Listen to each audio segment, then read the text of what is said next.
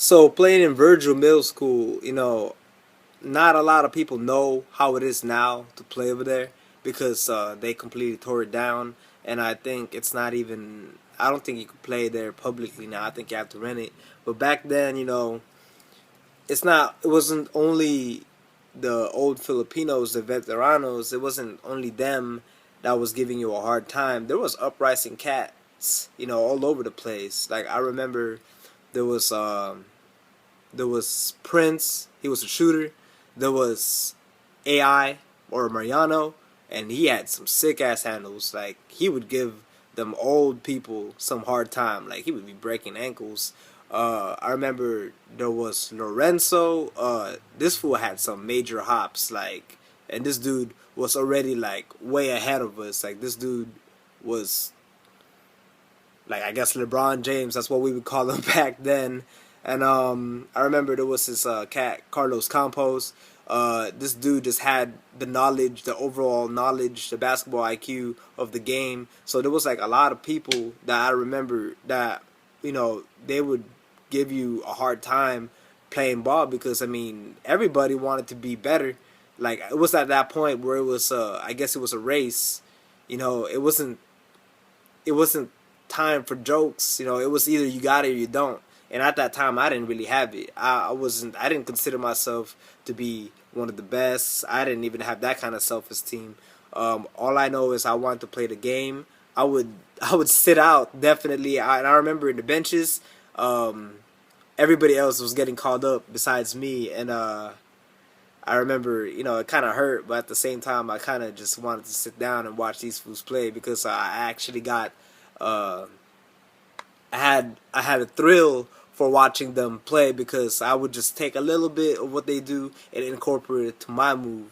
Um, yeah, and I just love the game for that. Like I could sit down and I could watch people play, but it just got to the point where enough was enough. I wanted to play the game, so I started calling necks, and I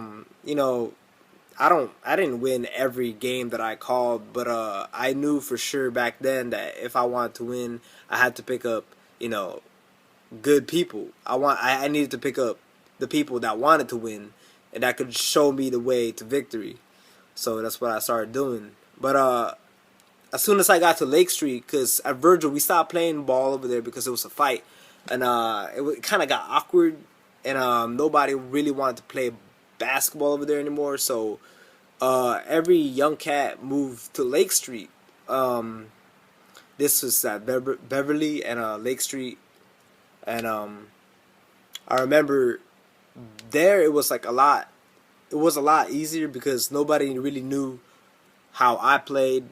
Like everybody was new over there, so me playing over there was I guess a fresh, clean slate because everybody was just trying to establish themselves who they were as a baller. And at that time, I remember I would just run games, like 6, 7, 8 games every day, and I remember like running like with Prince, and we would just like own these fools. Like it was definitely an exciting time because at that time, if you didn't have the self confidence to play basketball, and all of a sudden you start owning people on the courts, that just makes you want to play a lot even more better, So that's what I did, and I started playing a lot better. I started shooting more with confidence. I started driving in more with confidence, and I just got a lot better from having that self-esteem that I could take over the game at any time. So that's what I did.